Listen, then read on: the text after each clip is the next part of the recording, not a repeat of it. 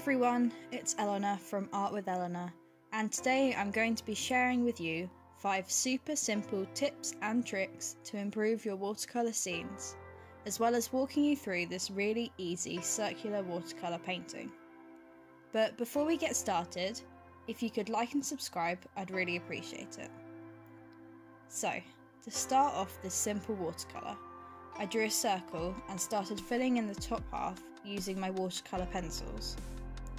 In the final scene, I wanted there to be a moon shining onto the mountain, so I tried to leave a small circle clear on the left hand side.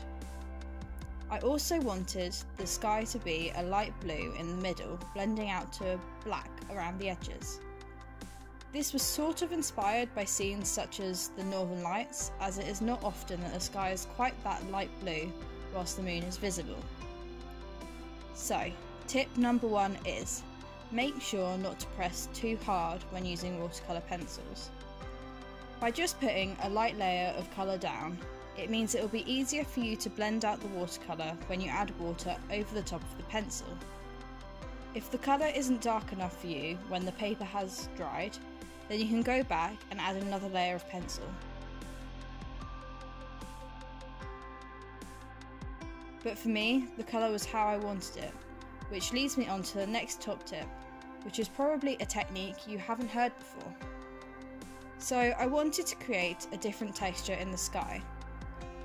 To do this, I sprinkled table salt over the wet watercolour. The key to pulling off this technique is to make sure that the paper is still wet when you add the salt, and then you need to leave it to dry completely. This does take quite a long time, so I'd probably suggest going and doing something else so that you're not tempted to touch the salt and disturb the pattern that it will create. I know you came here for art, but I'm sure many of you may wonder why the salt has the effect of pulling up the colour and creating spiky patterns. So for the explanation, it involves a bit of science. Sorry about that. Each grain of salt acts similar to a sponge in the fact that it brings the water and any pigment towards itself. This happens because the salt dissolves slightly into the water surrounding it, meaning water which has a lower salt concentration will diffuse to the area near the salt. By doing this, the colour pigments, which are also dissolved in the water, move to the area near the salt. This leaves the area surrounding the salt with less pigment, so when the water dries, a pattern emerges when the remaining salt is brushed off. For me, I wanted the lightest areas to be in the middle of the drawing, so I added more salt to those areas, and I put less salt on the edges of the circle. To remove the salt from the painting, I first tried to just brush it off with my finger, but that was quite inefficient. So in the end, I decided to use a dry, fluffy brush to brush the salt off the painting. I'd then suggest hoovering up the salt with a hoover on a low setting, otherwise you'll be finding salt on your desk or on the floor for ages like me. Top tip number 3 is for painting the mountain. As you will have seen, I left a triangular shape at the bottom of the circle when I first laid down the base sky colour. It was important to leave this blank so that I could then work from the lightest colours to the darkest for the mountain. So, the tip I have for you is to use the wet on wet technique to make the different colours in the mountain blend well into each other. The wet on wet technique is as self-explanatory as it sounds. You simply just dampen the paper before adding the watercolour paint onto it. I find this a really helpful technique for many of my paintings, so it's definitely something I would suggest practicing if you want to improve your watercolour scenes.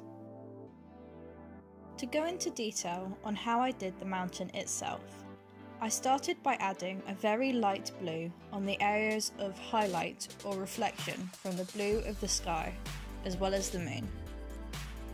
I then went in and wet the paper with clean water and added in a light wash of grey from my watercolour palette.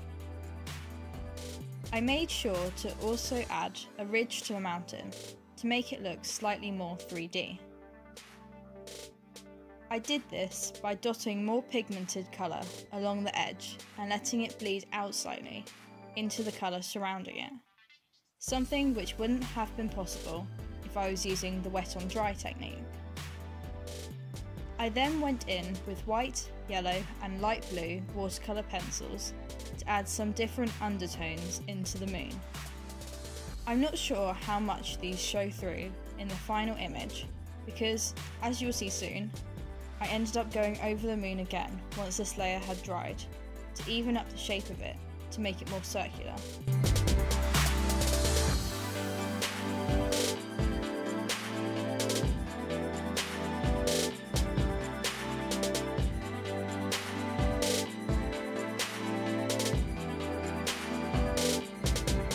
As I said previously, trying to make an area lighter in a watercolour is quite difficult.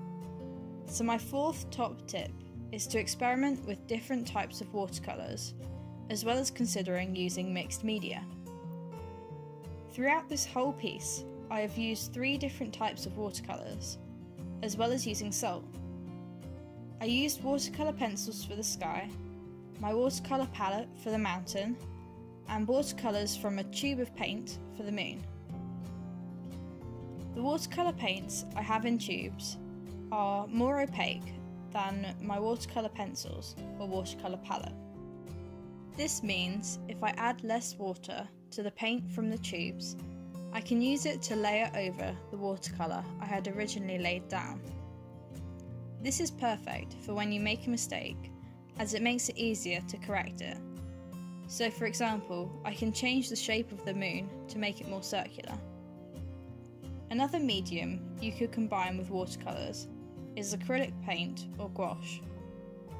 With all of these mediums, you have the ability to layer lighter colours over the darker colours, which could really improve your watercolour landscapes. As you can see, I also added some purple watercolour into the moon, as I had lost some of the definition that I originally had worked into the painting. I did this whilst the white layer was still damp, so that I could blend the purple into the white to make it more of a subtle transition of colours.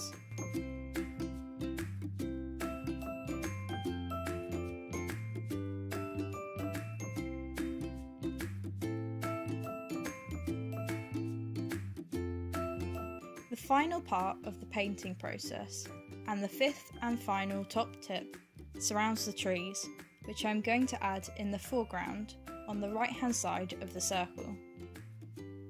For this, I am using the wet on dry technique, as this allows you to create a crisp, strong outline.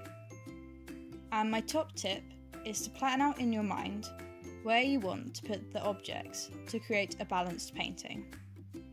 As you can see, 2 of the main features of my painting lie on the left hand side of the circle. Without adding the trees to the right hand side of the circle, the painting would look unbalanced and therefore less pleasing to the human eye. So, to paint the trees, I started by painting the trunks, which, for me, are just straight lines using black watercolour paint from my watercolour palette. I then went back in with a fan brush to create the branches of the trees. You don't want the trees to be completely solid, as this will make them look less realistic. Instead, make sure there are some gaps between the branches, which I personally find quite easy to achieve through using the fan brush.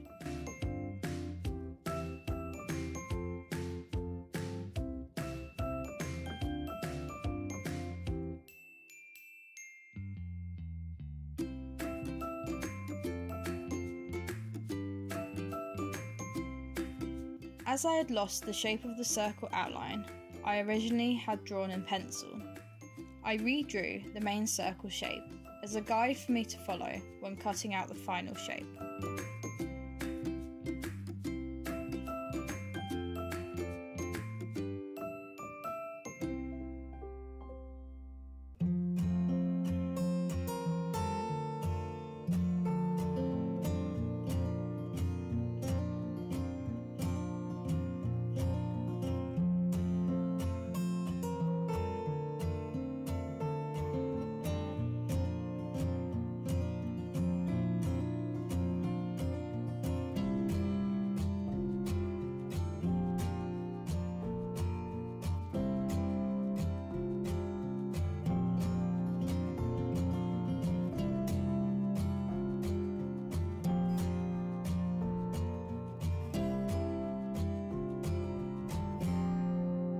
really hope you guys enjoyed this video and found these 5 top tips to improve your watercolour scenes helpful.